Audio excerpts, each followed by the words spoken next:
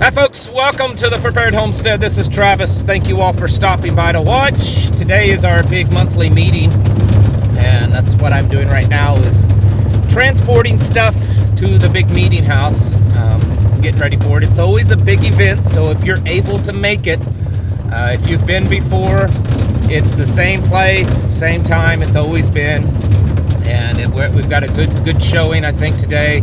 A gentleman that's going to put on a pretty neat demonstration on solar power systems, how simple it is for you to put one together.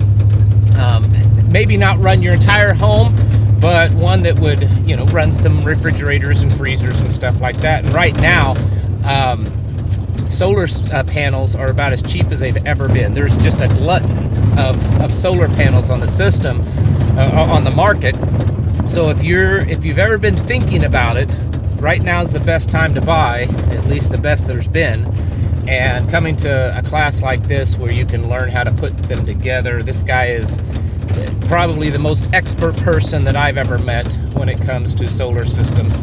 And so I'd encourage you, if you can come, sure, please show up. It's a big family-friendly event. We have a potluck, so if you're able to bring something to eat, that's fine. If not, come anyways. It's always a very good meeting. So that's what's coming up today.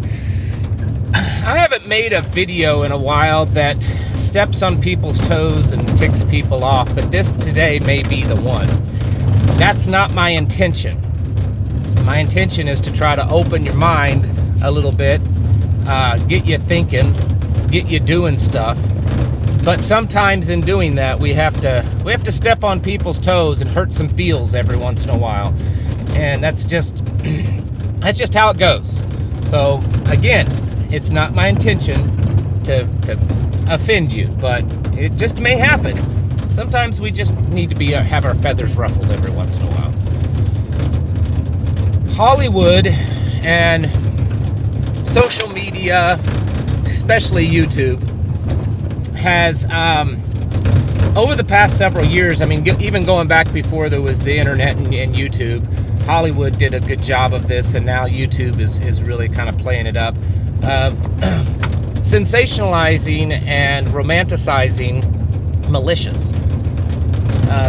Even though it's kind of strange if you think about it, almost like maybe there's a little psyop going on. Even though that the mainstream media and the government and politicians and all of that, they paint militias, anyone that would be kind of a patriot that would stand their ground against tyranny, as the bad guys, as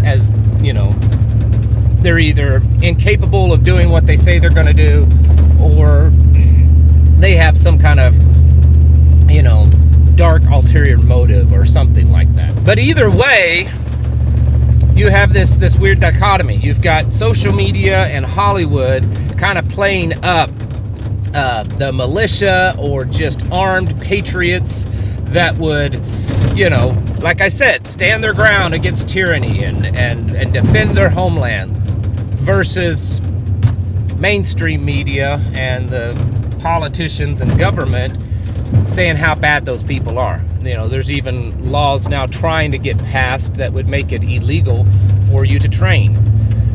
Now, why is this?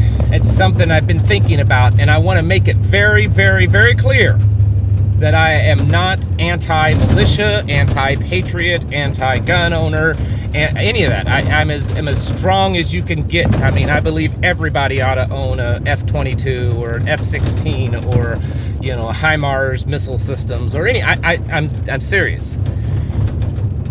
But I believe, and this is my own personal opinion, and I may be the only one on the planet that believes this, I believe that the reason why this is that in one hand they promote it as really cool.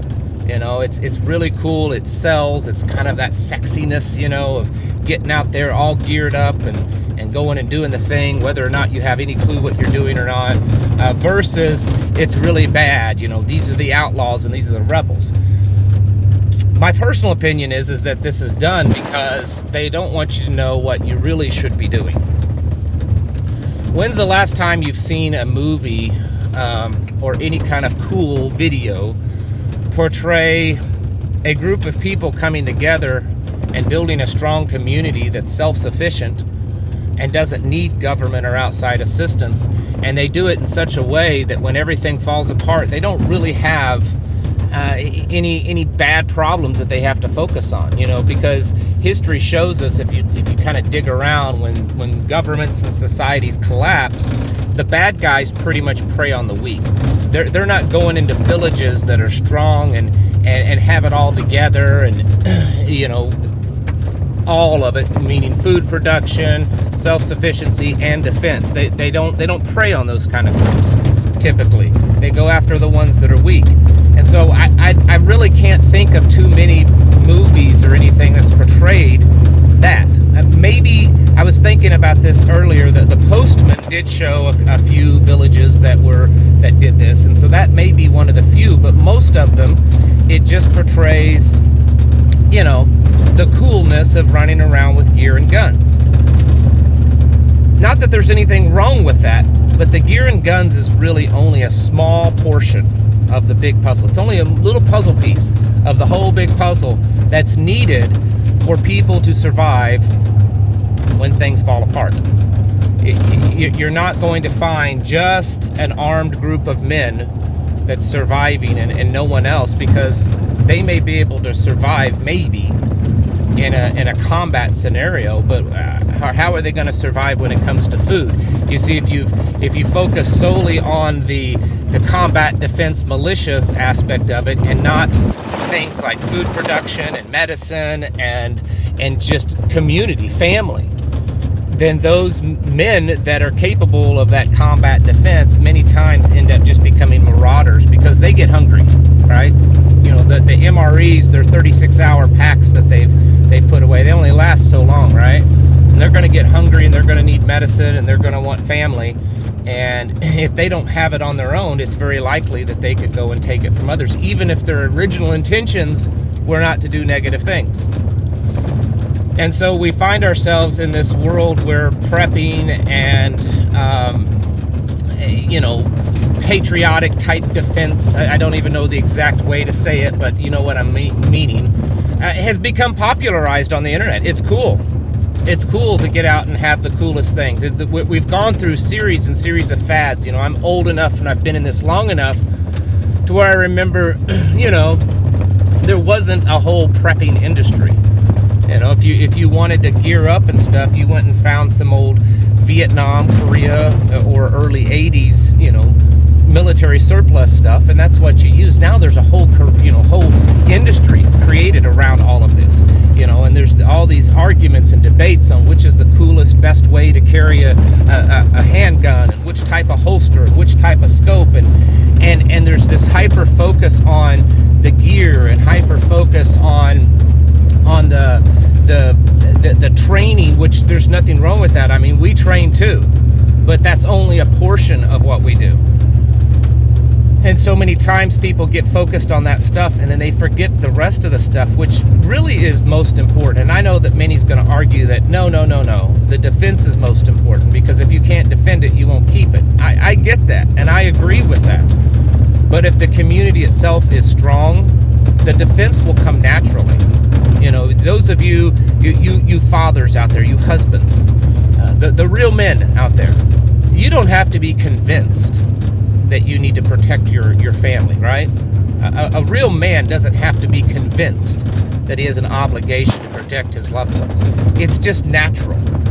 And so when a community comes together and they build something strong, and there's an emotional tie, the desire to defend that will come natural. You know, a lot of them, I've gotten into face-to-face kind of debates with people, and real-world debates, where they want to focus just on the defense, and then they're like, well, you know, later on we'll work on this community stuff. And I said, no, you've got it flipped around. It's backwards.